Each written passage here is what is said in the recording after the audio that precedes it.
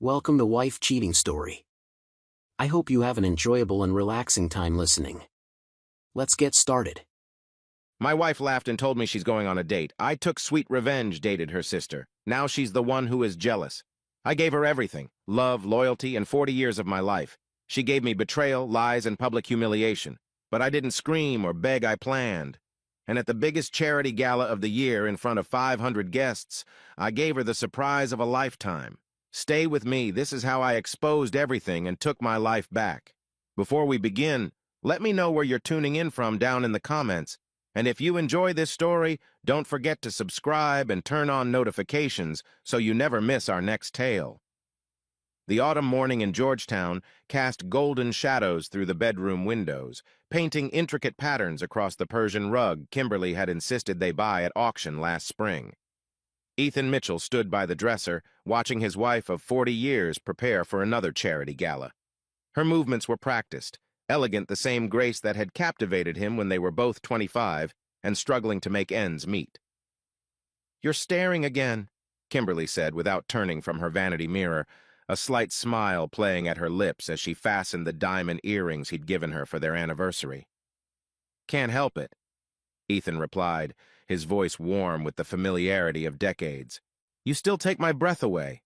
She laughed, that tinkling sound that used to fill their tiny apartment when he'd come home late from his first accounting job, exhausted but determined to build them a better life. Now, at 65, having just retired as CFO of one of D.C., S largest logistics firms, he'd given her everything she'd ever wanted. The Georgetown mansion, the charity presidency at D.C. Hope Foundation, the social standing she'd craved since her days as an overworked nurse. Ethan reached for the small mahogany box on his dresser, pulling out the vintage Cartier watch he'd bought her with his first promotion bonus. She'd worn it to every important event for 35 years, their talisman, she'd called it, a symbol of their journey from that cramped apartment in Anacostia to this life of comfort and influence. "Don't forget your lucky watch," he said, holding it out. Kimberly's phone buzzed.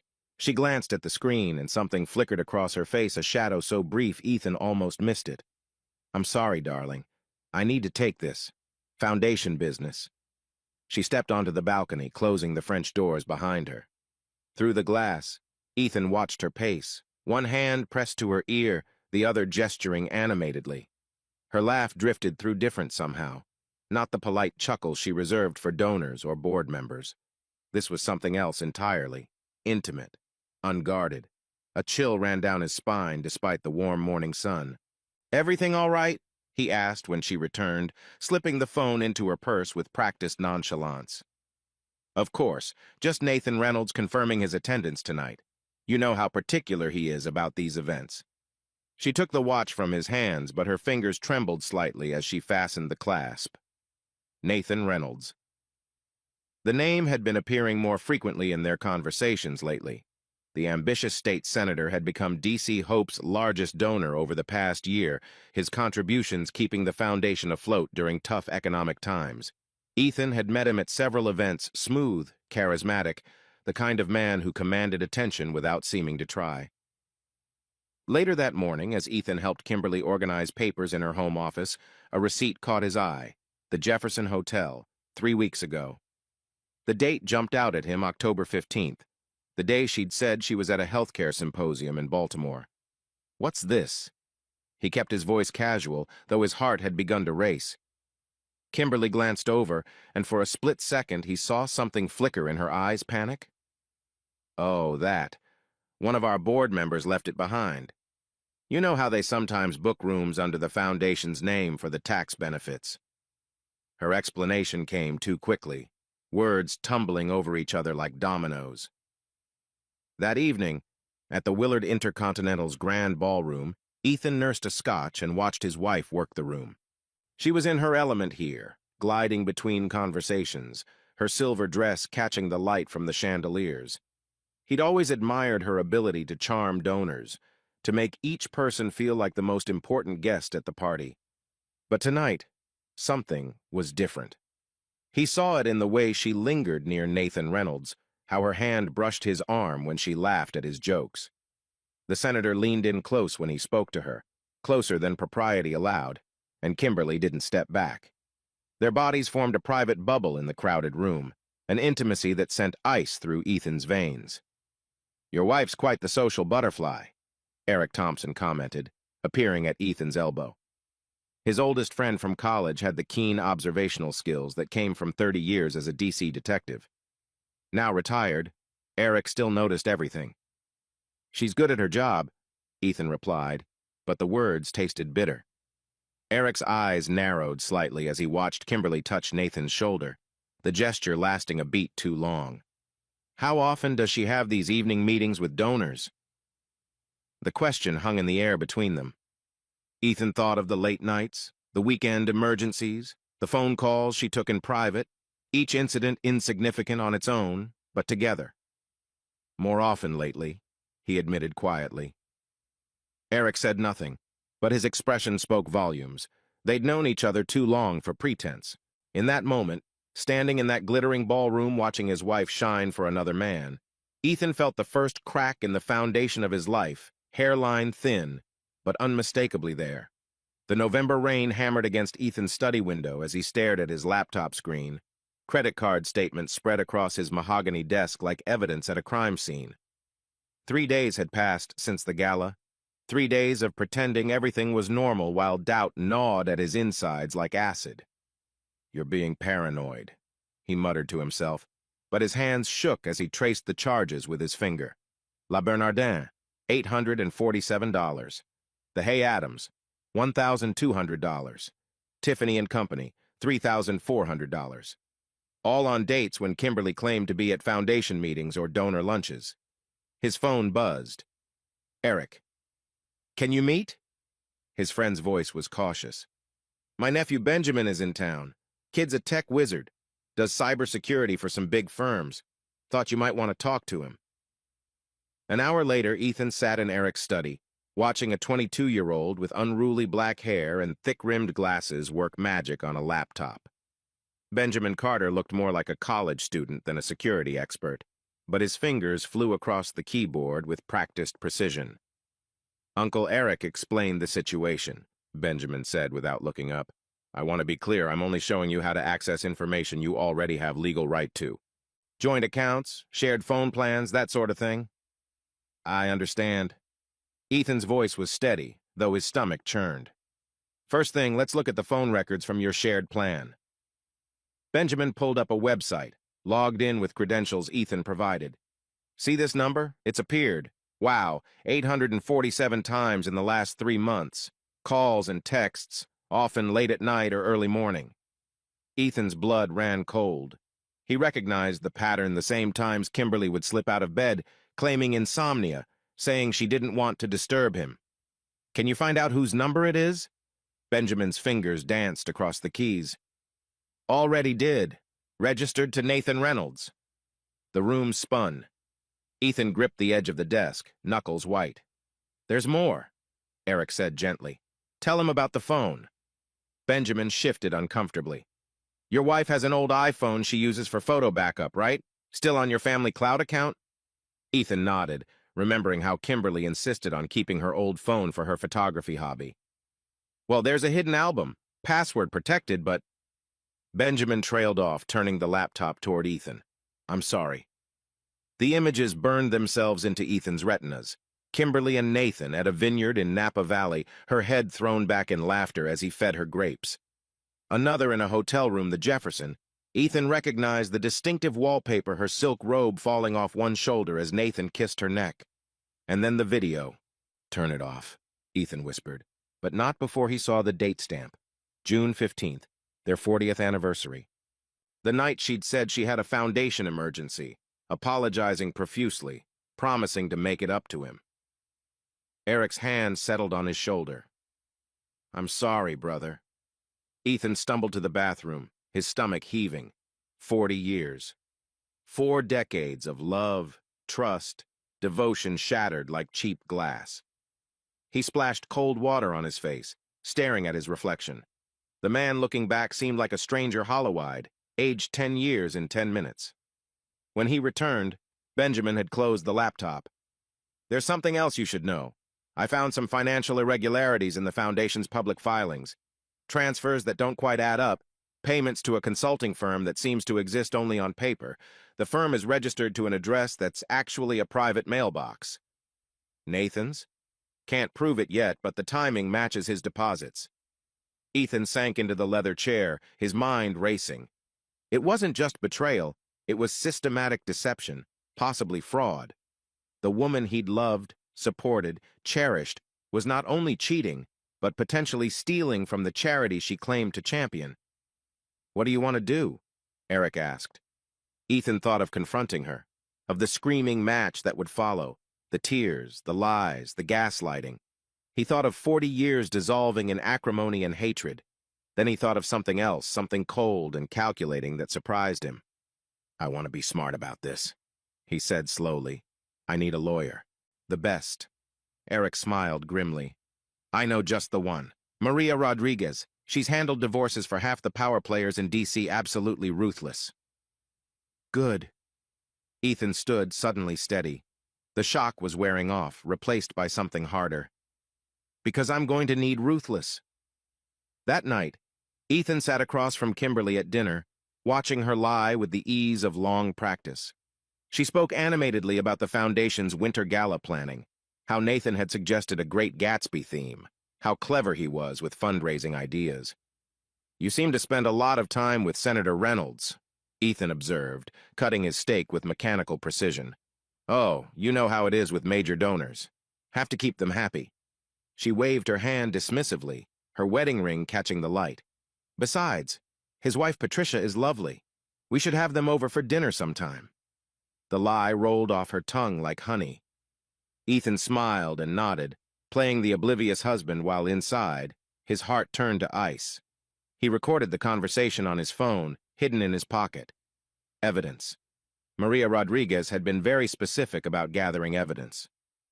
"You're right, darling," he said, raising his wine glass. "To keeping the donors happy."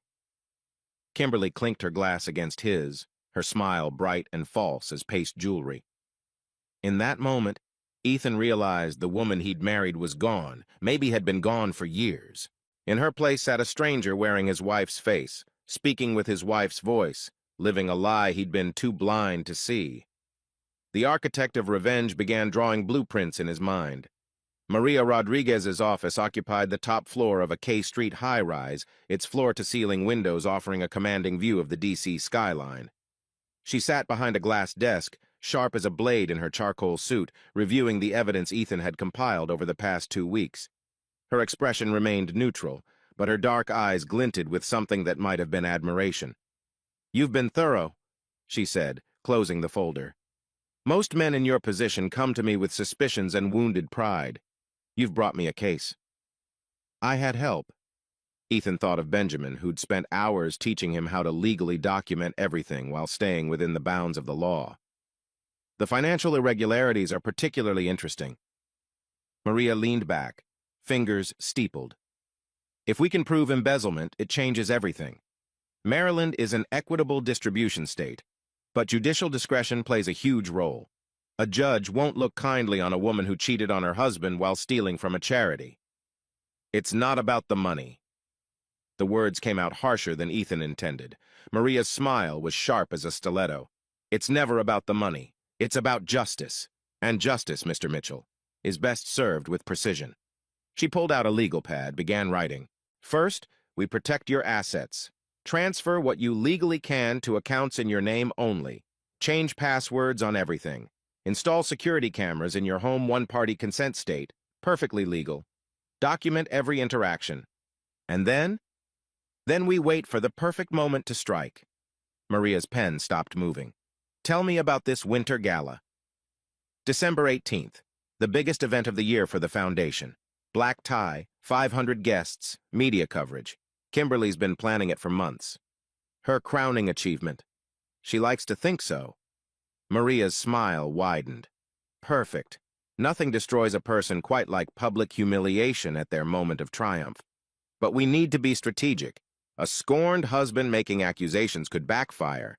We need irrefutable proof, presented in a way that can't be dismissed or spun. Over the next 3 weeks, Ethan became a different man. By day, he played the devoted husband, accompanying Kimberly to smaller foundation events, smiling for photos, making small talk with donors. By night, he methodically prepared for war. He installed hidden cameras in the house completely legal, Maria assured him, as it was his property too. He backed up every piece of evidence to multiple secure locations. He transferred his inheritance from his mother, his personal investment accounts, anything that was solely his to a trust Maria established. The cameras revealed more than he'd bargained for. Nathan in his home while Ethan was at a doctor's appointment. Kimberly on the phone, laughing about my oblivious husband as she lounged in the bathtub Ethan had installed for her 50th birthday. The casual cruelty of it stole his breath. "You're losing weight," Eric observed over lunch at their usual spot, a quiet restaurant in Bethesda. "Hard to eat when your stomach's full of broken glass," Ethan replied. "How are you holding it together?" Ethan thought of the recording equipment hidden throughout his house, the legal documents Maria was preparing, the plan taking shape. "By remembering that revenge is a dish best served cold, and I've got it on ice." 2 weeks before the gala, April appeared at his regular coffee shop. Kimberly's younger sister had always been the opposite of her sibling, where Kimberly craved status and recognition. April valued authenticity and independence. Her photography captured raw, honest moments, not the staged perfection Kimberly preferred. "You look terrible," April said without preamble, sliding into the booth across from him. "Thanks. You always know just what to say." "I'm serious, Ethan. What's going on? Kimberly's been acting strange, too giddy one minute, snapping at everyone the next." Ethan studied his sister-in-law's face. They'd always gotten along, bonded by their shared exhaustion with Kimberly's social climbing. In another life, he might have, but no. That was a thought for another time. "Your sister's happy," he said carefully. "She's got everything she wanted." April frowned. "That's what worries me. Kimberly bragged to me yesterday that she has a special date tonight. Laughed about how you'd be eating dinner alone again." Her voice dropped.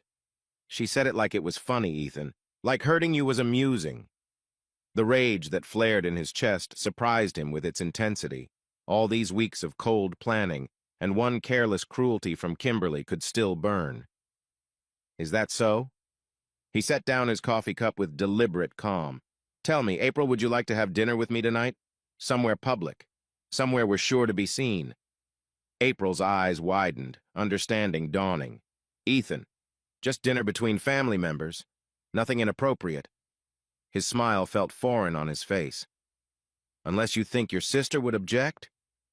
A complex mix of emotions crossed April's face: surprise, calculation, and something else.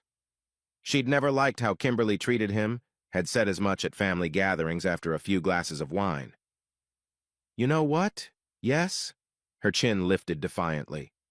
"The French place on Wisconsin Avenue? The one where all her foundation friends go?" "Perfect." That evening, Ethan sat across from April at La Chaumière, acutely aware of the whispers starting at nearby tables. April had dressed carefully elegant but not provocative, though in the soft candlelight, her resemblance to a younger Kimberly was striking. "She's already texting me," April said, glancing at her phone. 13 messages in 5 minutes. Apparently someone posted a photo on Instagram." "What did you tell her?" "That I'm having dinner with my brother-in-law because my sister abandoned him for another special date." April's smile was sharp. "She's losing her mind." Ethan's phone buzzed. Kimberly calling. He declined it. "You're really going to do this, aren't you?" April asked. "Whatever you're planning for the gala." "I don't know what you mean." "Please. I know you, Ethan. You're the most methodical person I've ever met. You don't do anything without a plan." She leaned forward. "Just promise me it'll be worth watching." "Oh, it will be." Ethan raised his wine glass. "To family gatherings." April clinked her glass against his, and in that moment something shifted between them. Not quite attraction, not yet, but recognition. Two people who'd been orbiting Kimberly's sun for too long, finally seeing each other clearly. As they left the restaurant, Ethan noticed several phones pointed their way. By morning, the photos would be everywhere. Kimberly looked her husband and sister sharing an intimate dinner, laughing together while she was off with her senator. The first cracks in Kimberly's composure were beginning to show. The gala was only days away. and Ethan's blueprints were nearly complete. December 18th arrived wrapped in a light snowfall that dusted the capital like powdered sugar. Mitchell stood before his bathroom mirror, methodically adjusting his bow tie. The man staring back looked calm, almost serene, a stark contrast to the hurricane brewing beneath the surface. "You look handsome," Kimberly said from the doorway. She wore a crimson gown that had cost more than most people's cars, her neck adorned with diamonds that caught the light like frozen tears. The past week had aged her subtly fine lines around her eyes from sleepless nights, a tightness to her smile that makeup couldn't quite hide. "Thank you. You look beautiful." The words came automatically, 40 years of habit. She approached, adjusting his boutonniere with fingers that trembled slightly. "About dinner with April last week." "Family should spend time together," Mitchell cut her off smoothly, "especially when one member is too busy with her special dates." Kimberly's face flushed. "I don't know what April told you, but she told me you were happy." He caught her hands, held them gently. "That's all I've ever wanted for you, Kim, for you to be happy." Confusion flickered across her features.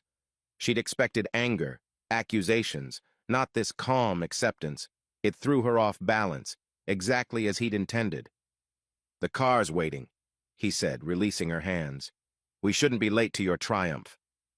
The Willard Intercontinental blazed with light, its grand ballroom transformed into a winter wonderland. Ice sculptures gleamed between towering floral arrangements, and crystals dripped from every surface like frozen rain.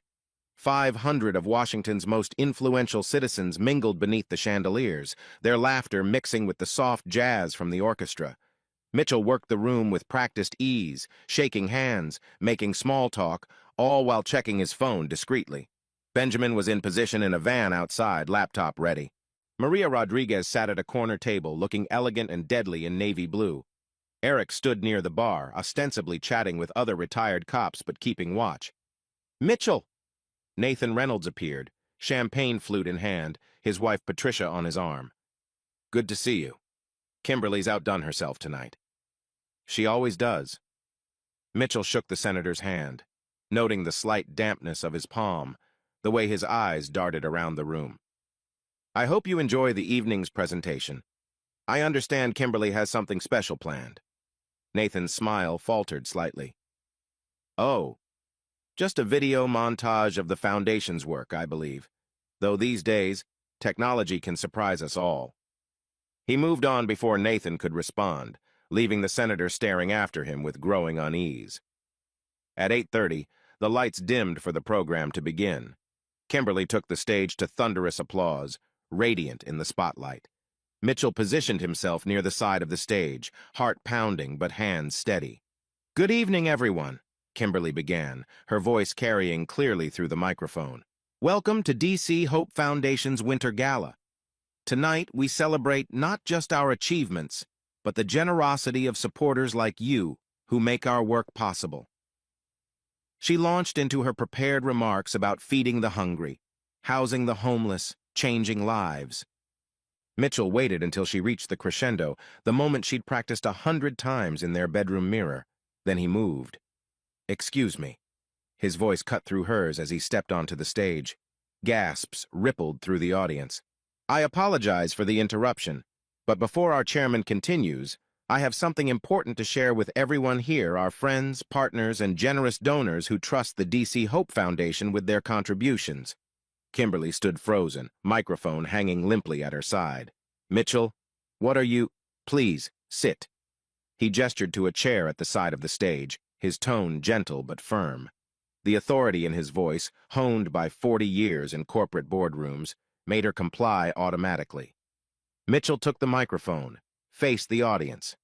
Behind him, the massive projection screen flickered to life.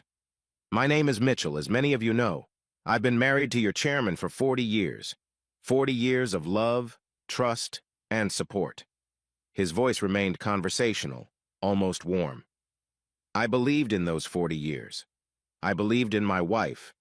I believed in the foundation she built. Tonight, I need to share some truths with you about those beliefs." The first slide appeared their wedding photo, young and hopeful. We started with nothing. A cramped apartment, dreams bigger than our bank account. I worked 18-hour days while Kimberly worked nights as a nurse. We built our life together, brick by brick. More photos, their first house, Kimberly's nursing school graduation, his promotion celebrations. The audience watched, transfixed by the seeming tenderness of the presentation. I thought we were partners. I thought when she told me about emergency foundation meetings, donor crises, late-night conference calls, that she was building something beautiful for our community. His voice hardened almost imperceptibly. I was half right. She was building something, but not what I thought. The screen changed. Hotel receipts appeared, dates highlighted. October 15th, the Healthcare Symposium in Baltimore. He clicked to the next slide, the Jefferson Hotel receipt. Except she was here in D.C. Murmurs began rippling through the crowd. At the senator's table, Nathan Reynolds had gone pale. November 3rd, the emergency board meeting, another receipt. The Hay Adams, Suite 412. Mitchell, stop this! Kimberly found her voice starting to rise. Please, let me finish. These people deserve to know where their donations go. The next slide made several people gasp a credit card statement showing charges at Tiffany's, Cartier, La Perla. All charged to the foundation's expense account, all on days when the foundation's records show board meetings or donor events. The murmuring grew louder. Board members exchanged horrified glances. Reporters who'd come to cover a society event suddenly had real news, their phones appearing like weapons. But perhaps these are innocent mistakes, Mitchell continued, his voice still eerily calm. Perhaps there are explanations. So let me share what else I discovered. The screen changed again. Phone records. 847 calls and texts in 3 months, all to one number. He clicked again. A photo filled the screen, Kimberly and Nathan at the Napa Valley vineyard, her head thrown back in laughter as he fed her grapes. The timestamp clear in the corner. Patricia Reynolds screamed a sharp, wounded sound that cut through the ballroom like a blade. She turned on her husband, her hand connecting with his face in a slap that echoed off the walls. And this, Mitchell said, clicking once more. The video began Kimberly and Nathan in the hotel room, kissing passionately. He'd edited it carefully, stopping before anything too explicit, but the date stamp was unmistakable. June 15th, their anniversary. Chaos erupted. Kimberly collapsed into the chair, sobbing. Nathan tried to stand, shouting, "This is fabricated slander!" But security guards off-duty cops Eric had arranged were already moving toward him. Mitchell raised his hand for silence. Amazingly, the crowd quieted, hungry for more. The betrayal of marriage vows is a private pain, he said. But the betrayal of public trust is everyone's concern. The final slides appeared financial records Benjamin had uncovered, wire transfers from DC Hope to a shell company, the same company depositing money into Nathan Reynolds' campaign account, the dates matching Kimberly's hotel stays. I've provided all of this evidence to the FBI and the DC Attorney General's office, Mitchell announced. They'll determine if laws were broken. I leave it to you to determine if trust was broken. He set the microphone down gently, looked at Kimberly one last time. She was shaking, mascara streaming down her cheeks, the crimson dress making her look like she was bleeding. Congratulations on your gala, Kimberly, he said, his voice carrying in the stunned silence. I hope it's memorable. He walked off the stage, down the center aisle. The crowd parted like the Red Sea, some faces showing shock, others admiration, a few even beginning to applaud. Behind him, he could hear Kimberly screaming his name, Nathan shouting about lawsuits, board members demanding answers. Mitchell stepped out into the December night, drawing in a deep breath of cold air that burned his lungs clean. Snow was still falling, covering the city's sins in pristine white. He felt empty and full, at once empty of 40 years of lies, full of terrible freedom. His phone buzzed. A text from April. Watching the news. Holy shit. Are you okay? He typed back, I'm free. Behind him, through the hotel's glass doors, he could see the gala dissolving into chaos. Police cars were already pulling up, their lights painting the snow red and blue. Tomorrow, the scandal would be front-page news. Nathan's career would be over. Kimberly would lose everything, her position, her reputation, her freedom if the fraud charges stuck. But tonight, Mitchell walked alone through the falling snow, each step taking him further from the wreckage of his old life and closer to whatever came next. The storm had been unleashed. Now came the strange, terrible peace of the aftermath.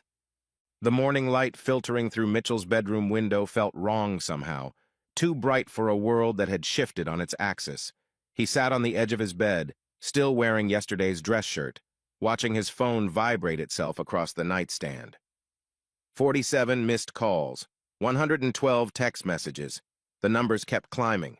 Outside, he could hear them reporters camped on his Georgetown street like vultures waiting for carrion. Someone rang the doorbell, again and again. "Sir?" Rosa, his housekeeper of 15 years, knocked softly. "Mr. Thompson is here. I let him in through the back." Eric appeared in the doorway, carrying 2 cups of coffee and a grim expression. "Jesus, Mitch, you look like hell." "Feel worse." Mitchell accepted the coffee gratefully, his hands surprisingly steady. "How bad is it?" Eric pulled out his phone, scrolled through headlines. Front page of the Post, Charity Scandal Rocks D.C. Elite. The Times has Senator's Affair Exposed at Gala. And this beauty from the Daily News, Husband's Revenge Served Ice Cold at $500 A-plate dinner. The video? 3 million views and climbing. Someone got the whole thing on their phone. High definition, perfect audio. Eric sat down heavily in the armchair by the window. Twitter's having a field day. You're trending #1 nationwide. Mitchell's phone rang. Maria Rodriguez's name flashed on the screen. "You need to answer that," Eric said. "And then you need to shower, shave, and put on a clean suit. We're due at Maria's office in an hour." "We? You think I'm leaving you alone in this circus? Besides, someone needs to run interference with the press." Maria's conference room had been transformed into a war room. Associates hustled in and out with documents while paralegals manned phones that never stopped ringing. Maria herself stood at the center of it all, orchestrating the chaos with the precision of a conductor. "Sit," she commanded when Mitchell arrived. "We have work to do." She spread photos across the table, screenshots from social media, newspaper headlines, video stills from the gala. "The good news. Public opinion is overwhelmingly on your side. The betrayed husband standing up for himself plays well, especially given your age and the length of the marriage. The foundation fraud angle has people genuinely outraged." And the bad news? Kimberly's hired Preston Whitman. Mitchell recognized the name. Whitman was D.C. quote, S most notorious crisis manager, a man who'd spun everything from political sex scandals to corporate embezzlement into mere misunderstandings. "He's already working the phones," Maria continued, "floating stories about your mental instability, your controlling behavior. One outlet is running with an angle about you being bitter over retirement, lashing out at your successful wife. That's ridiculous. Of course it is, but Whitman doesn't need the truth. He just needs doubt." Maria pulled out another folder. "Which is why we're going to strike first and strike hard. I've scheduled a press conference for this afternoon. You'll read a prepared statement, no questions, and we'll release additional documentation about the fraud." "What documentation?" Benjamin Carter entered the room, laptop under his arm. The young man looked exhausted but triumphant. "I've been digging deeper into the foundation's finances," he said, opening his computer. "Remember those shell companies? I found 6 more. Over the past 3 years, nearly $2 million was diverted from DC Hope. The money trail leads to offshore accounts in the Caymans." $2 million? Mitchell felt sick. That money was meant for homeless shelters, food banks, youth programs. Benjamin's voice was hard. "While your wife was buying designer dresses and financing her affair, kids were going hungry." The press conference was held in Maria's building, a controlled environment where they could manage the message. Mitchell stood at the podium, looking every inch the dignified executive he'd been for 40 years. The statement Maria had prepared was perfect, sorrowful, but not bitter, factual without being vindictive. But as he began to read, something shifted inside him. He set aside the prepared remarks. 40 years ago, he began, his voice steady, "I married a woman I loved more than life itself. We built a life together, raised children, weathered storms. I believed in that life. I believed in her." The room was silent, reporters leaning forward. 3 months ago, I discovered that life was a lie. My wife was having an affair with Senator Nathan Reynolds. That betrayal was devastating, but it was personal. What I cannot forgive, what I will not stay silent about, is the betrayal of public trust. He outlined the financial evidence, the diverted funds, the shell companies. With each revelation, the reporters scribbled faster, cameras clicked more urgently. I take no pleasure in this, Mitchell concluded. But sometimes the truth, however painful, must be told. The people who donated to DC Hope, who trusted their money would help the vulnerable, deserve that truth. Thank you. He walked out without taking questions, leaving Maria to handle the aftermath. In the car, Eric looked at him with something like admiration. That wasn't the prepared statement. No, Mitchell agreed. It wasn't. His phone buzzed. A text from April. Watching the news. You were magnificent. Dinner tonight? My treat this time. For the first time in days, Mitchell almost smiled. That evening, as he prepared to meet April, Rosa knocked on his door again. Sir, Mrs. Mitchell is here. She's in quite a state. Through the security monitor, Mitchell could see Kimberly at the front gate, disheveled, makeup smeared, pressing the buzzer repeatedly. Reporters swarmed around her, shouting questions, cameras flashing. Sir? Rosa waited for instructions. Mitchell watched his wife of 40 years sob into the intercom, begging to be let in, promising explanations, swearing it was all a misunderstanding. Part of him, the part that had loved her, that remembered the young nurse who'd held his hand through his father's death, wanted to open the gate. But then he thought of the diverted funds, the hungry children, the lies upon lies upon lies. Tell her she can communicate through her lawyer, he said quietly. And Rosa? Change the gate code. As he drove to meet April, Mitchell caught a glimpse of Kimberly in his rearview mirror, still standing at the gate, still surrounded by reporters, looking smaller than he'd ever seen her. He didn't slow down. The storm was far from over, but for the first time in months, Mitchell felt like he could weather it. The law offices of Rodriguez and Associates hummed with controlled fury. 3 weeks had passed since the gala, and the initial media frenzy had evolved into something more dangerous, a legal war of attrition. Mitchell sat across from Maria, reviewing the latest salvo from Kimberly's attorney. She's claiming emotional abuse, Maria said, sliding the document across her mahogany desk. Says you isolated her from friends, controlled the finances, and that the gala stunt was the culmination of years of psychological manipulation. Mitchell laughed, a harsh, bitter sound. She had her own credit cards with no limits. Her own car. I never even asked where she went. I know. But Preston Whitman's narrative is taking hold in certain circles. He's painted her as a victim who sought comfort in Nathan's arms because of your neglect. Maria's eyes glinted dangerously. Fortunately, we have ammunition of our own. She produced a thick folder. The FBI raided the DC Hope Foundation offices yesterday. They found evidence of systematic embezzlement going back 5 years, not 3.5. The total is closer to 3.7 million. Mitchell's stomach turned. All those galas, all those wealthy donors writing checks, believing their money would help the desperate. How deep does it go? Deep enough. 2 board members have already flipped Joyce Harrington and David Chen. They're cooperating fully in exchange for immunity. According to their statements, Kimberly ran the whole operation. Nathan was just a beneficiary, though he knew exactly where the money came from. Jesus. There's more. Remember that Napa Valley trip? The one in the photos? Maria pulled out credit card records. She charged it to the foundation as a donor cultivation retreat, except the only donor she was cultivating was Nathan.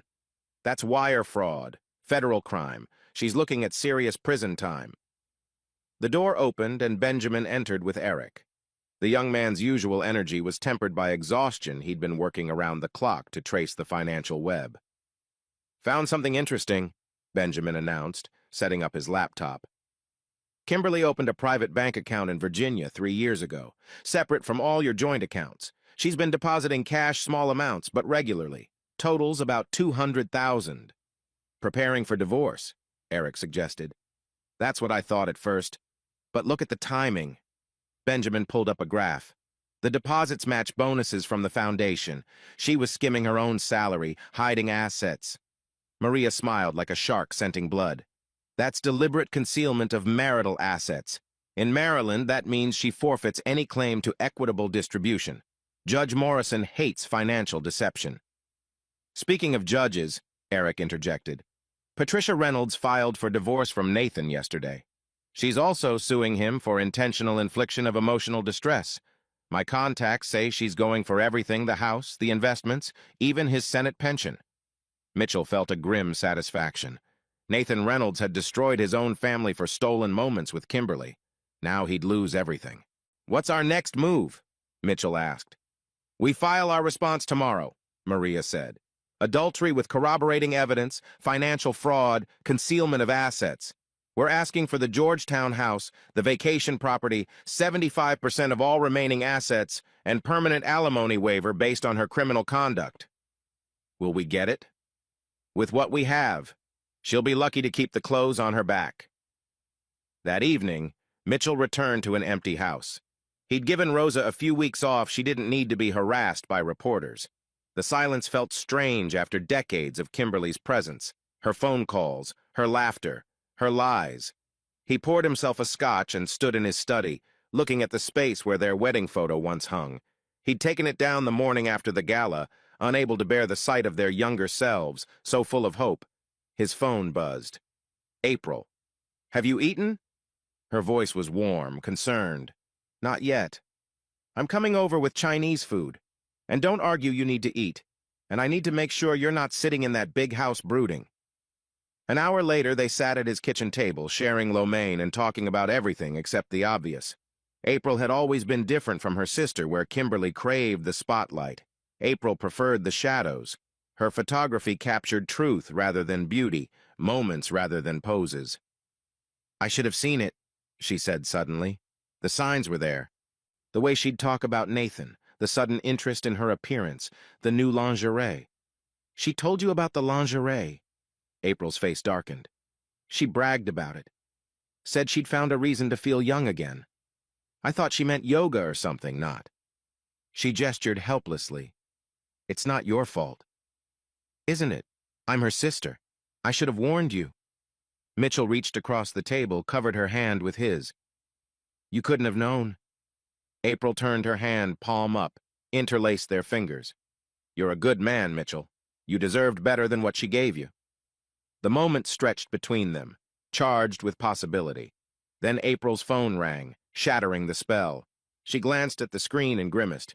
Kimberly, 14th time today. She declined the call. She's staying with our parents, driving them crazy with her sob stories.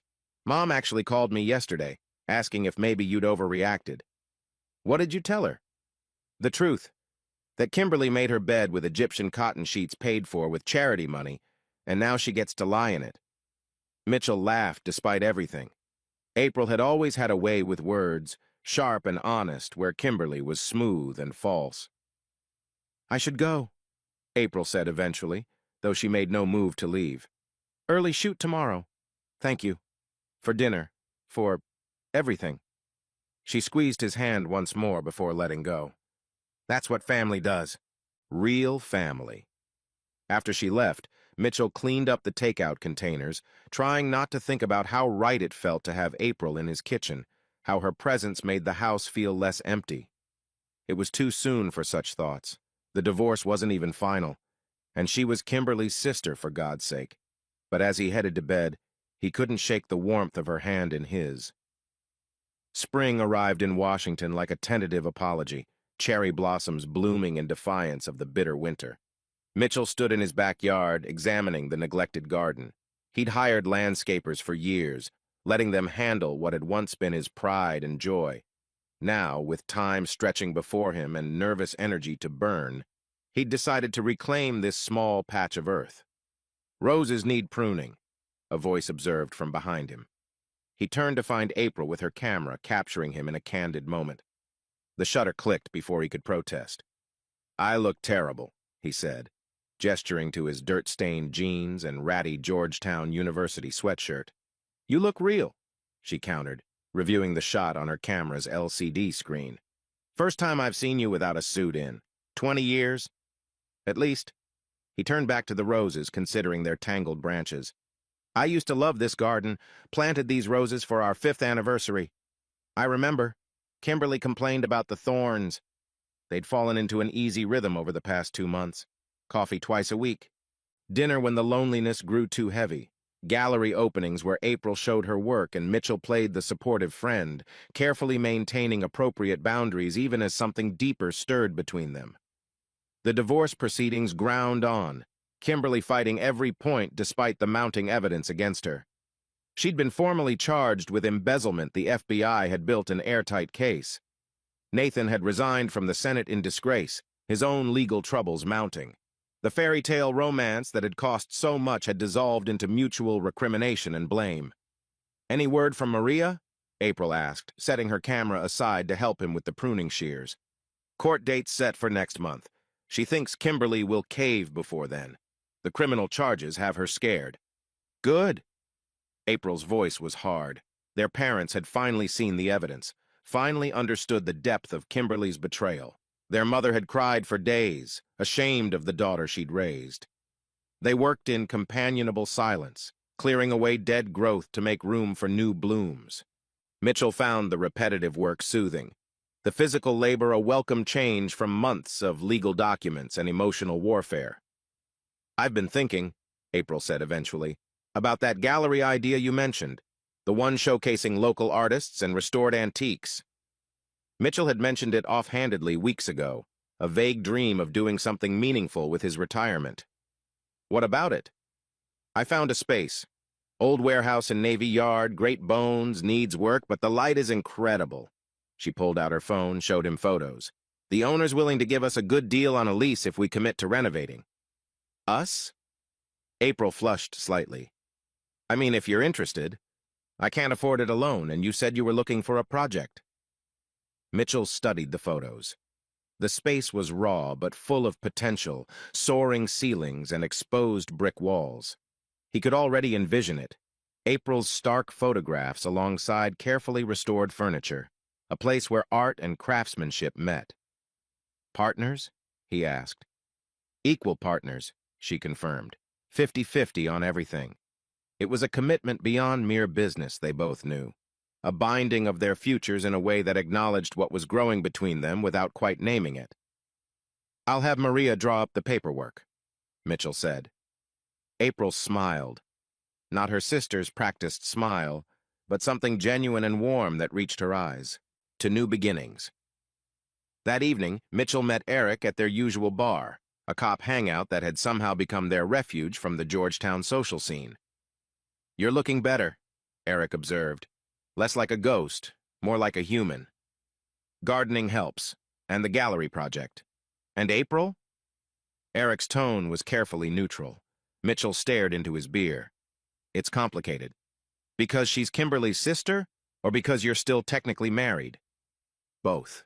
Neither." Mitchell struggled to articulate feelings he barely understood himself. "She's everything Kimberly wasn't. Honest. Real. She sees beauty in broken things." "Including you?" "Especially me, apparently." Eric signaled for another round. "You know what your problem is? You're still thinking like the old Mitchell, the one who followed rules, did the right thing, put everyone else first. That Mitchell got his heart ripped out and served back to him on a silver platter. So what should I do? Whatever the hell you want. You've earned that right." But Mitchell had spent so long being responsible, being appropriate, that he'd forgotten how to want things for himself. The garden helped. The gallery project helped. And April. April made him remember what it felt like to be seen. Really seen. Not as a bank account or a social accessory, but as a man. His phone buzzed. A text from Benjamin. "Check your email. You're going to want to see this."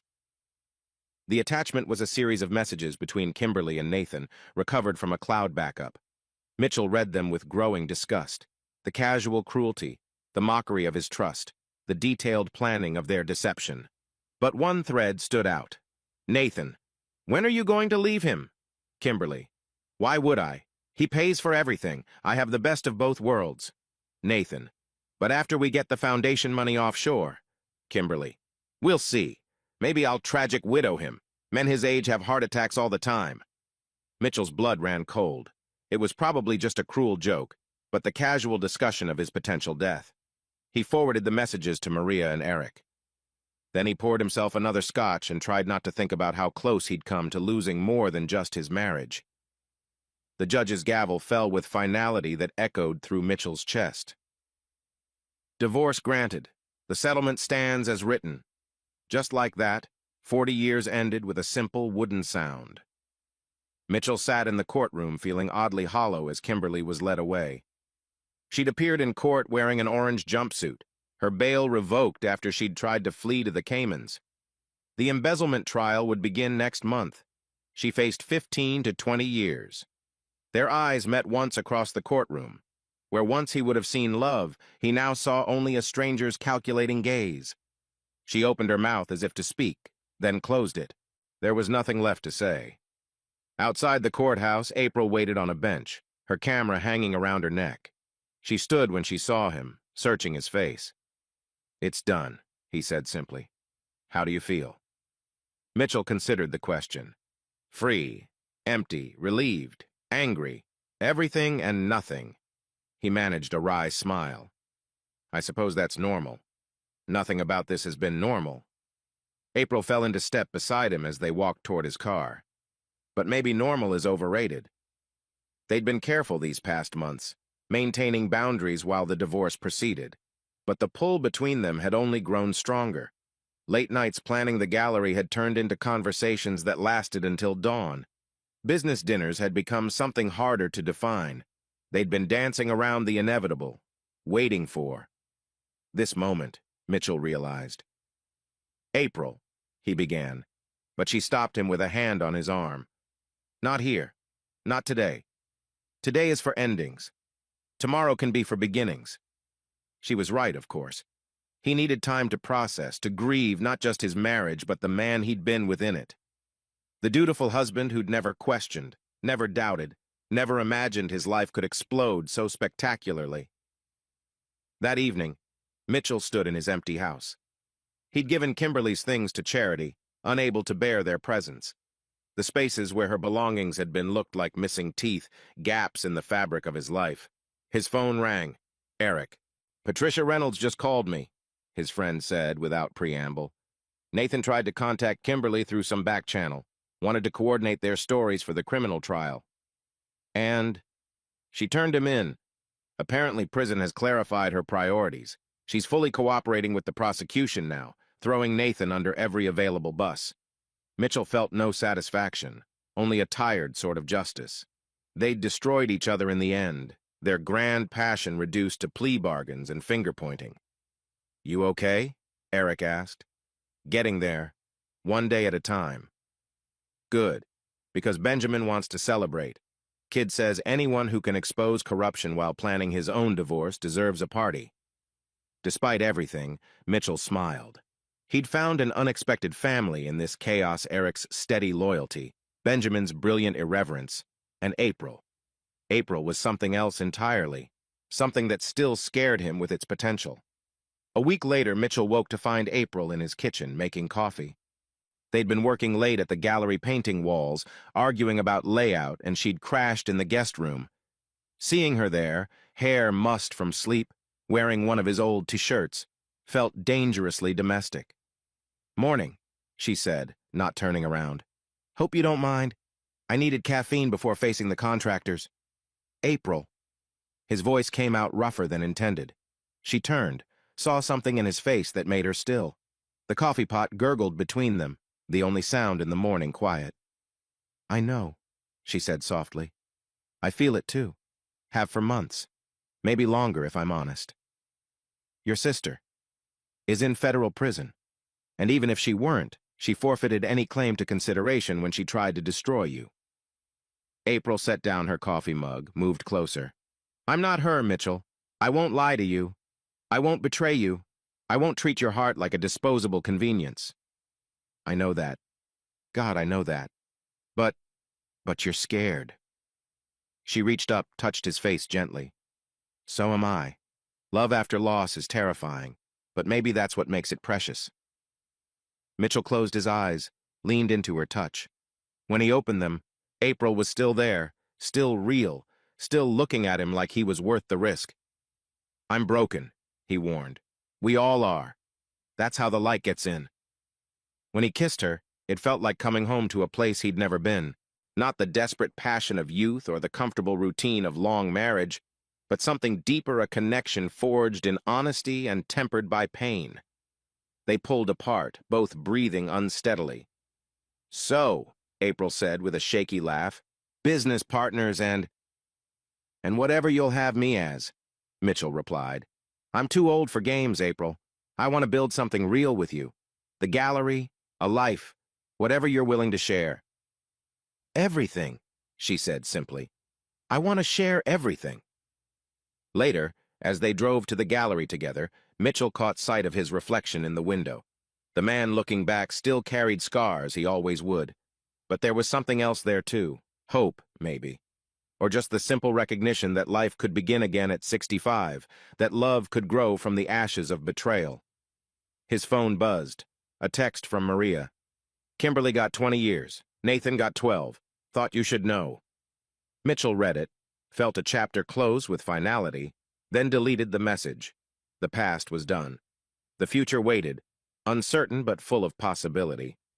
"Good news?" April asked, glancing over from the driver's seat. "Old news," Mitchell corrected. "Nothing that matters anymore." She reached over, took his hand. In the morning light, with paint under their nails and dreams of galleries and gardens ahead, they drove toward their beginning. The Chesapeake Bay stretched endlessly before them, its waters shifting from gray to blue as clouds parted overhead. Mitchell stood on the weathered deck of their new home, breathing salt air that tasted nothing like the recycled atmosphere of Georgetown's manicured streets. 6 months had passed since the divorce, 4 since they'd sold the mansion, and fled the suffocating weight of D.C. society. "Coffee's ready," April called from inside, her voice carrying through screen doors that actually opened to somewhere worth going. The cottage wasn't much 2 bedrooms, walls that needed repainting, a kitchen from the 70s, but it was theirs. No ghosts lingered in these rooms. No memories of betrayal haunted the hallways, just possibility and the constant sound of water against shore. Mitchell found April in what they'd converted into a makeshift studio, her photographs spread across a table salvaged from an estate sale. Morning light caught the silver threads in her hair, and he was struck again by how different she looked from her sister. Where Kimberly had fought age with expensive treatments and careful lighting, April wore her years like badges of honor. "The contractor called," she said, handing him a mug. "We can start renovations on the gallery space next week." They'd found the perfect location in the nearby artist colony of St. Michael's, a former sailmaker's workshop with good bones and better light. The previous owner, understanding their vision, had practically given it away. "Nervous?" Mitchell asked, noting the way she worried her bottom lip. "Terrified. What if no one comes? What if they think my work is amateur hour?" "They won't." He set down his coffee, pulled her close. "Your photographs see truth. People need that." She leaned into him, and he marveled at how natural this felt. No performance, no calculation. Just 2 people choosing each other daily. The bell above the gallery door chimed as Mrs. Eleanor Fitzgerald entered, her cane tapping against the restored hardwood floors. She was their first customer when they'd opened 2 weeks ago, and she'd returned every day since, studying April's photographs with the intensity of someone solving a puzzle. "That one," she declared, pointing her cane at a black and white image of abandoned crab pots tangled in marsh grass. "It reminds me of my Herbert. He was a waterman, you know. Died out there doing what he loved." April wrapped the photograph carefully while Mitchell rang up the sale. They'd learned not to rush these transactions. For many locals, buying art was as much about story as aesthetic. "Heard you folks came from D.C., Mrs. Fitzgerald said, counting out exact change from a worn purse. "Running from something or toward something?" "Both," Mitchell answered honestly. The old woman smiled. "Good. That's the only kind of running worth doing." After she left, they worked in companionable rhythm, April adjusting displays, while Mitchell polished a Victorian writing desk he'd spent weeks restoring. The gallery had become more than they'd imagined. Part showroom, part workshop, part community gathering space. Locals dropped by to share gossip over coffee. Tourists discovered treasures they didn't know they needed. "Package for you?" April said, returning from the mail run with a suspicious expression. No return address. Mitchell recognized the handwriting immediately. Kimberly's, though shaky now, less assured. He'd been expecting this. The prison allowed 1 letter per month to family members, and technically he still qualified. Want me to throw it away? April asked gently. No, I'll read it later. He tucked the envelope into his pocket, felt its weight like a stone. That evening, after closing the gallery and sharing a simple dinner of crab cakes and local corn, Mitchell finally opened the letter. April gave him space, understanding some battles had to be faced alone. Dear Mitchell, it began, the words cramped and desperate. I know I have no right to write. The lawyers say I shouldn't contact you at all. But I lie here at night in this cell and I think about that morning in Georgetown when you held up my watch, and I wonder when I became the kind of woman who could throw away 40 years for nothing. Nathan hasn't written. His lawyer sent papers apparently on being sued by his ex-wife for alienation of affection. Funny how quick love dies when the money runs out. I see you're with April now. The guards show me newspaper clippings sometimes about your gallery. She looks happy. You both do. I hate her for that. I hate you. But mostly, I hate myself for teaching you both that happiness was possible without me. 20 years is a long time to think about choices. I suppose I'll have plenty of time to understand mine. Mitchell read it twice, then fed it to the fireplace. The flames consumed Kimberly's words, her regrets, her veiled attempts at manipulation even from behind bars.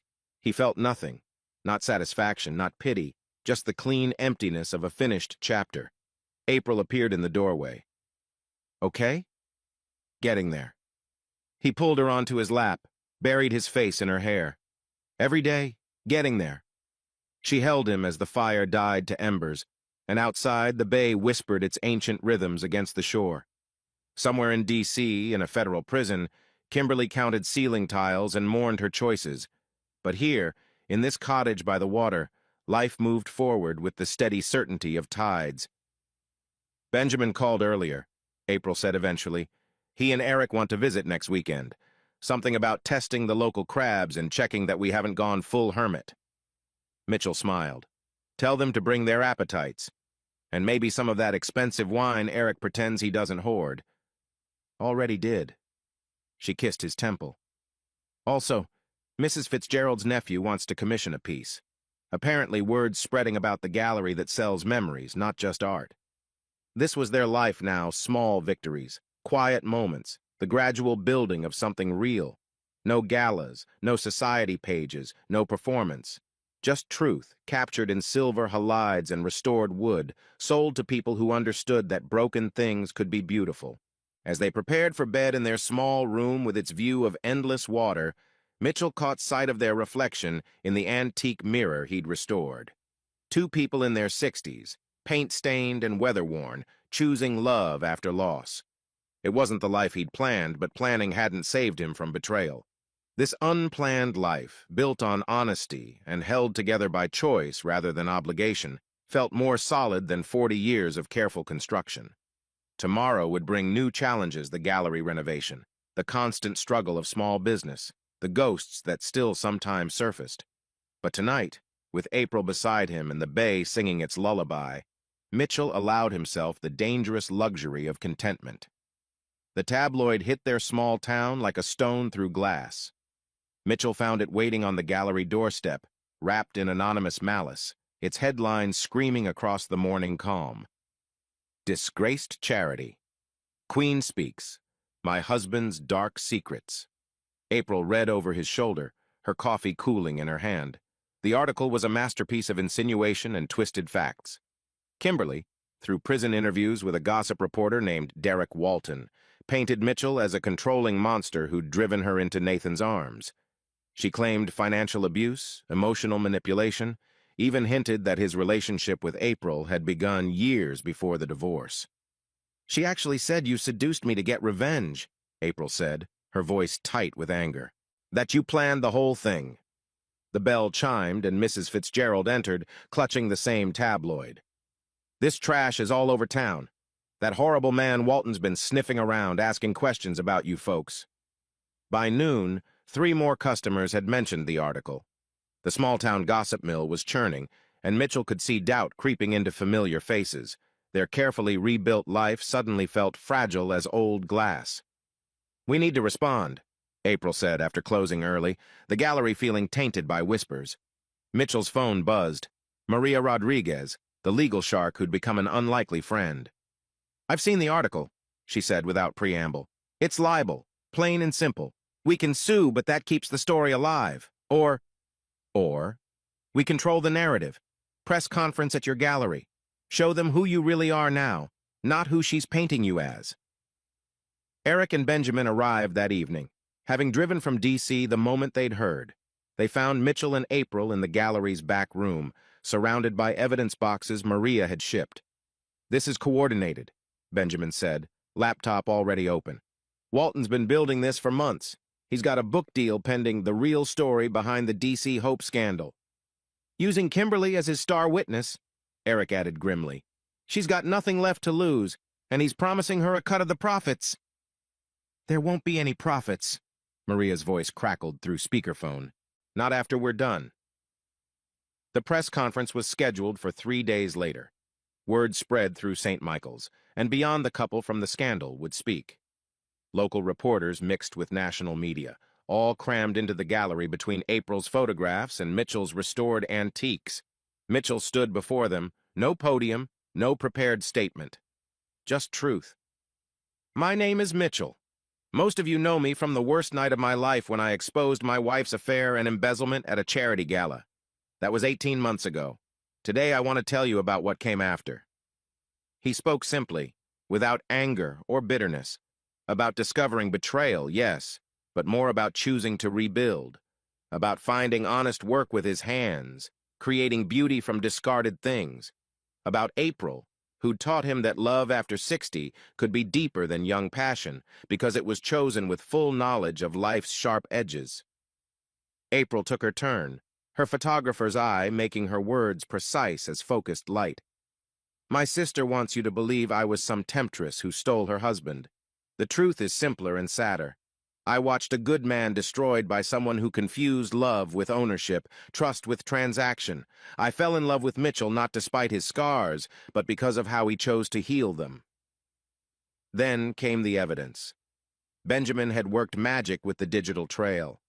They showed Walton's communications with Kimberly, his promises of wealth, his coaching on what lies to tell. They revealed his financial troubles, the desperation that made him willing to print anything for sales. But the killing blow came from an unexpected source. Patricia Reynolds, Nathan's ex-wife, stepped forward from the crowd. "I've stayed silent through all of this," she said, her voice carrying the authority of old D.C. money. "But I won't watch these vultures rewrite history. Kimberly Mitchell destroyed 2 families with her greed. She's in prison because she stole millions meant for the homeless, and now she wants us to believe she's the victim?" Patricia's laugh was bitter as winter wind. "I have the receipts. Every hotel charge my ex-husband made, every gift he bought her with our money, every message they exchanged mocking their spouses. Would you like to see them?" The press conference became something else, a public exorcism of lies. Reporters who'd come for scandal found human truth instead. The narrative Walton had carefully constructed collapsed like a house of cards in a hurricane. When it ended, the gallery was quiet except for the sound of photographers packing equipment. Mrs. Fitzgerald appeared with a group of locals, all carrying casseroles and thermoses of coffee. "Figured you folks might need some sustenance after all that truth-telling," she said, setting up an impromptu buffet. "This is what community does." Within hours, Walton's publisher dropped the book. His editor released a statement distancing themselves from his questionable journalistic practices. The tabloid that ran the story printed a retraction so comprehensive it might as well have been an apology written in blood. But the real victory came 3 days later in a letter from Benjamin. "Check your bank account," it read. "Walton's attempt to hack your financial records left a trail. Maria used it to freeze his assets pending investigation. Turns out he owes 6 figures in back taxes. IRS is very interested. He won't be writing anything for a long time." That evening, Mitchell and April walked along the bay shore, their shadows long in the setting sun. The attack had come and gone like a summer storm, violent but brief, leaving the air somehow cleaner. "She'll try again," April said. "Probably, but we'll be ready." They'd learned something valuable. Their new life wasn't as fragile as they'd feared. It had been tested by lies and emerged stronger, supported by truth and community, and the simple fact that happiness honestly earned couldn't be stolen by those who'd thrown theirs away. Back at the gallery, they found a note tucked under the door. Mrs. Fitzgerald's handwriting. "Saw the news. That reporter fellow left town with his tail between his legs. Good riddance. P.S. My nephew wants 2 more pieces. Says any gallery that can face down liars and keep making beauty is worth investing in. Welcome to St. Michael's. Your family now." Mitchell hung the note next to their business license, a talisman against future storms. Outside, the bay continued its eternal conversation with the shore, indifferent to human drama, constant as truth itself. The news came on a Tuesday morning in late September, delivered by Maria Rodriguez with uncharacteristic gentleness. "Kimberly's been hospitalized. Severe breakdown. The prison psychiatrist says she's been deteriorating for months, but the failed media attack pushed her over the edge." Mitchell stood in the gallery's back office, phone pressed to his ear, watching April through the window as she arranged new photographs. A year in the salt air had lightened her hair, deepened the laugh lines around her eyes. She caught him looking and smiled, that private smile that still made his chest tight. "How bad?" he asked. "Bad. Catatonic episodes. Refuses to eat. They've moved her to the psychiatric wing indefinitely." After Maria hung up, Mitchell sat quietly, examining his feelings like a restoration expert studying damaged furniture. He waited for satisfaction, for the dark pleasure of karma delivered. Instead, he found only a distant sadness, like mourning for someone who died long ago. April found him there an hour later. "You okay?" He told her about Kimberly. She listened without judgment, her hand warm on his shoulder. "Are you going to see her?" "I don't know. Would you mind if I did?" "Mitchell." She turned his chair, cupped his face in her hands. "You need to do whatever brings you peace. I'm not threatened by your past. I'm grateful for it every broken piece led you to me." 3 weeks later, Mitchell made the drive to D.C. The federal psychiatric facility squatted like a concrete toad outside the city, all sharp angles and small windows. Inside, after endless security checks, a tired-looking doctor briefed him. "She has lucid periods, but they're getting shorter. The guilt, the loss, the public humiliation, it's created a perfect storm of psychological collapse. She talks about you constantly, not angry anymore, just lost." They brought her to a visiting room that smelled of industrial disinfectant and despair. Mitchell barely recognized the woman who shuffled in. Kimberly had aged 20 years in 2, her once perfect hair now gray and lank, her designer physique reduced to sharp bones and loose skin. She looked at him for a long moment, confusion clearing slowly like morning fog. "Mitchell?" Her voice was hollow, uncertain. "Is it really you?" "It's me. I dream sometimes about the house, about that morning with the watch." "Do you remember the watch?" "I remember." She smiled then, and for a heartbeat, he saw the ghost of the young nurse who'd held his hand through his mother's funeral, who'd danced with him in their first apartment, who'd cried with joy when their children were born. "I'm sorry," she whispered. "I know it doesn't matter now, but I'm so sorry. I threw away everything real for something that was never more than smoke." Mitchell reached across the table, took her hands. They were cold, thin as bird bones. "I forgive you, Kimberly." She began to cry, not the manipulative tears he'd once known, but the raw grief of someone facing their own wreckage. He held her hands until the guard said time was up. As he stood to leave, she spoke once more. "Is April good to you?" "Yes." "Good. That's good. Be happy, Mitchell. Someone should salvage something from all this ruin." He drove home in silence, autumn light slanting through changing leaves. By the time he reached St. Michael's, the sun was setting over the bay, painting the water in shades of amber and rose. April was waiting on their deck, 2 glasses of wine ready. She'd obviously been watching for his car. "How was it?" "Sad. Necessary, final. She handed him the wine, and they sat watching the light fade. A great blue heron stalked through the shallows, patient and precise. "I sent flowers," Mitchell said eventually. "To the hospital, white roses, no card. That was kind.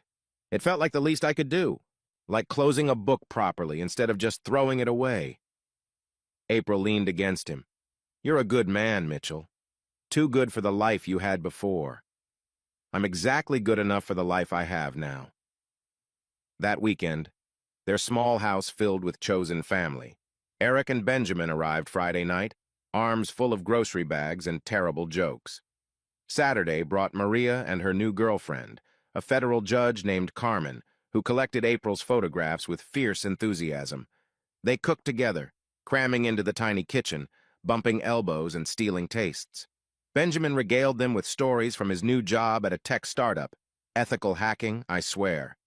While Eric complained about retirement being boring, thinking about becoming a private investigator. How hard can it be? After dinner, they sat on the deck despite the cool air, wrapped in blankets and warmed by good whiskey. The conversation meandered like the tide from politics to art to the proper way to steam crabs. "You know what I love about this?" Maria said suddenly, gesturing at the gathering. "No agenda, no networking, no performance, just people who actually like each other." "To chosen family," Carmen raised her glass. "To second chances," Eric added. "To truth," Benjamin chimed in. "To peace," April said softly. Mitchell looked around at these people who'd walked through fire with him, who'd helped him build something new from ashes. In the distance, a boat horn sounded, lonely and beautiful. "To all of it," he said, "the good and the bad and everything that brought us here." They drank and talked and laughed until the stars came out. Inside, the gallery keys hung by the door next to a photo April had taken of Mitchell at his workbench, hands gentle on broken wood, face serene with purpose. This was what peace looked like. Not the absence of pain, but the presence of joy. Not perfection, but acceptance. Not hiding from the past, but building on its lessons. Later, as the house settled into sleep, Mitchell stood at their bedroom window. Moonlight turned the bay to molten silver. Somewhere in D.C., Kimberly slept in a narrow hospital bed, wrestling with demons of her own making. Nathan served his time in minimum security, probably still plotting his comeback. But here, in this small house by the water, Mitchell had found what had eluded him for 40 years of trying. A life that fit, love that lasted, peace that ran deeper than circumstances. April stirred in bed. "Come back. You're letting all the cold air in." He closed the window, slipped back beside her. She curled into him immediately, warm and real and present. "No more ghosts," she murmured against his chest. "No more ghosts, just gratitude." "For what?" "For the journey, even the broken parts, especially the broken parts." She kissed him softly. "That's very zen of you." "I prefer to think of it as practical. Waste not, want not. Even pain can be repurposed, like your furniture. Exactly like my furniture. Sand off the old finish, repair the cracks, and suddenly you've got something better than new. I love you, Mitchell. I love you too." They fell asleep to the sound of water against shore, two people who'd learned that happiness wasn't something you found, but something you built, one honest day at a time. The Mediterranean stretched before them like a promise written in shades of blue. Mitchell stood at the helm of their rented sailboat, feeling the wheel respond to subtle shifts in wind and current. At 67, he was learning to sail another impossibility made real by this second life. 10 degrees starboard," April called from the bow, camera in hand despite the spray. "There's beautiful light on those cliffs." They'd been at sea for 2 weeks, island hopping through Greece with the casual freedom of people who'd earned their wandering. The gallery was in capable hands. Mrs. Fitzgerald's nephew had proven surprisingly talented at both sales and restoration. Their absence had become a gift to the community, letting others step up, proving the business could survive without them. "Remember when we first talked about this?" April asked that evening, as they anchored in a hidden cove off Santorini. The setting sun painted the volcanic cliffs in shades of rust and gold. "The day we signed the gallery papers. You said something about sailing away when we got old. Newsflash, we are old. Speak for yourself, I'm vintage. Like good wine or properly aged wood. She laughed, that full-throated sound that had become the soundtrack to his healing. They'd grown into their ages differently than he'd expected. Not fighting time, but dancing with it, finding grace in the accumulation of years. His phone, mostly ignored these days, buzzed with a message from Benjamin. Gallery sales up 30%. Mrs. F's nephew thinks he's an art expert now. Eric says to tell you the boat better have a spare room because he's flying out next week. P.S. Kimberly was transferred to minimum security hospital. Maria says she's responding to treatment. Mitchell read it twice, then put the phone away. That life felt like a movie he'd watched once, vivid but ultimately separate from this reality of salt spray and honest work. Good news, April asked, noting his expression. The gallery's thriving. Eric's coming to visit, and... He paused, choosing words carefully. Kimberly's getting better. April's hand found his. How do you feel about that? Relieved, I think. Whatever she did, 20 years of madness seems punishment enough. You've gotten very Buddhist in your old age. Is that what this is? I thought I was just tired of carrying anger. It's heavy, and I've got better uses for my energy. Like learning to read wind patterns. Like making love in the afternoon without worrying about schedules. Like discovering that April snored when she slept on boats, a sound he found oddly endearing.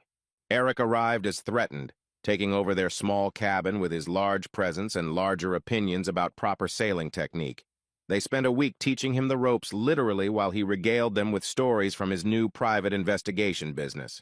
Mostly insurance fraud, he admitted over dinner in a taverna overlooking the Aegean. But last month I tracked down a birth parent for an adoptee. Reunion made everyone cry, including me, getting soft in my old age. Nothing wrong with soft, April said. The world has enough hard edges. They sailed on to Crete, where they explored ancient ruins, and Mitchell bought a piece of pottery that reminded him of his restoration work.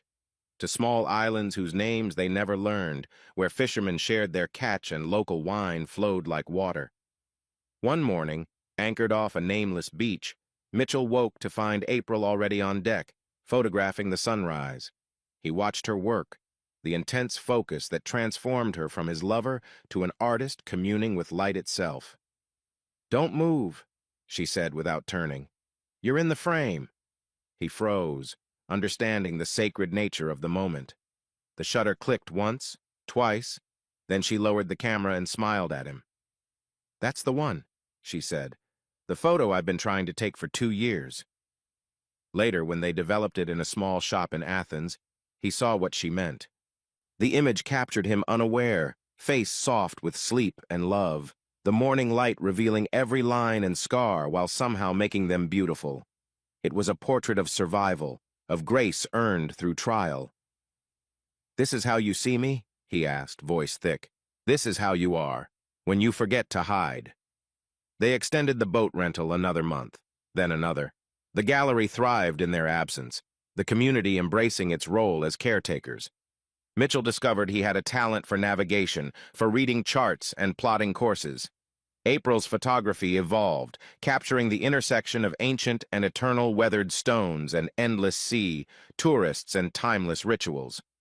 One evening, moored in a Turkish harbor, they received unexpected news.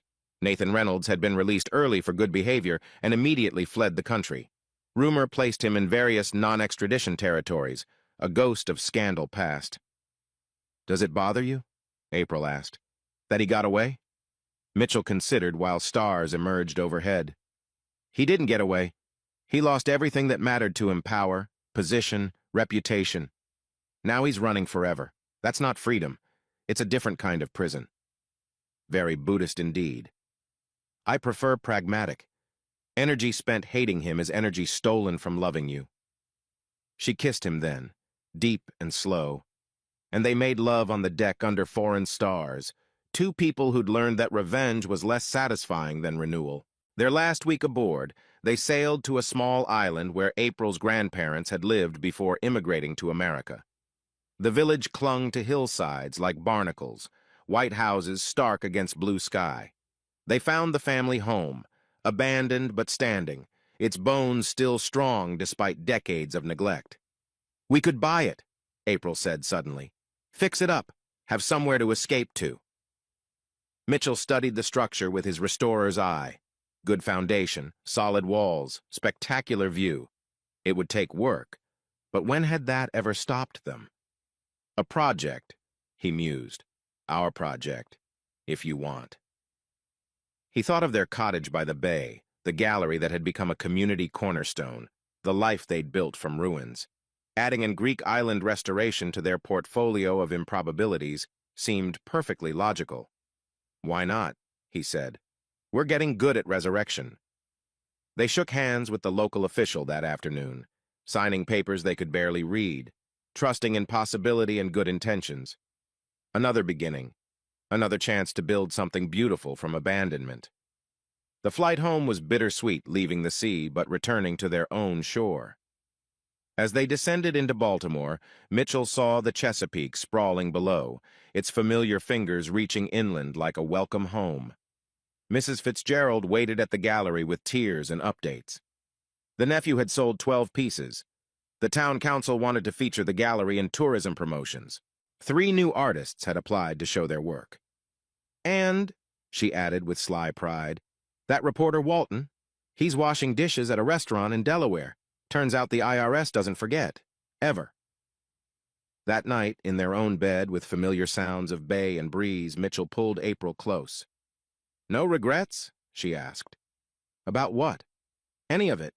The scandal, the divorce, running away to the shore, sailing off like aged pirates, buying a ruin in Greece." "Regret requires wishing things were different. I don't.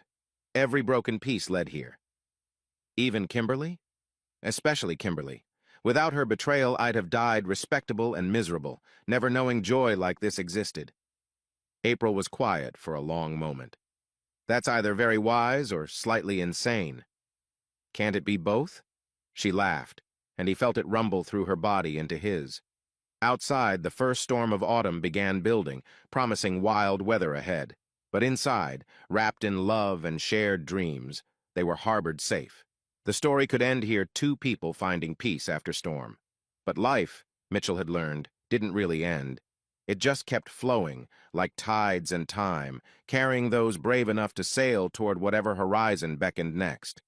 And somewhere in a Greek village, a ruined house waited for resurrection, patient as only stones can be, ready for the next chapter of an improbable love story that had begun with betrayal and bloomed into something deeper than young hearts could imagine.